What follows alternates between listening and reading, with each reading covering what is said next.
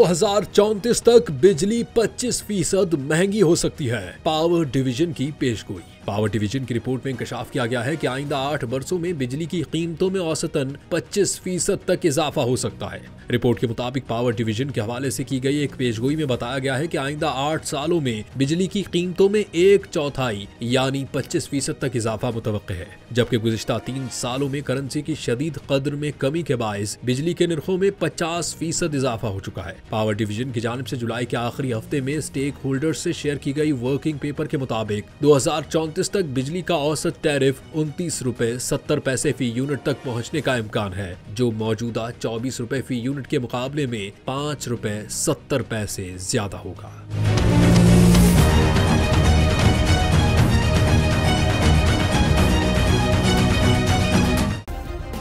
Subscribe करें और bell दबाएं ताकि कोई खबर रह न जाए।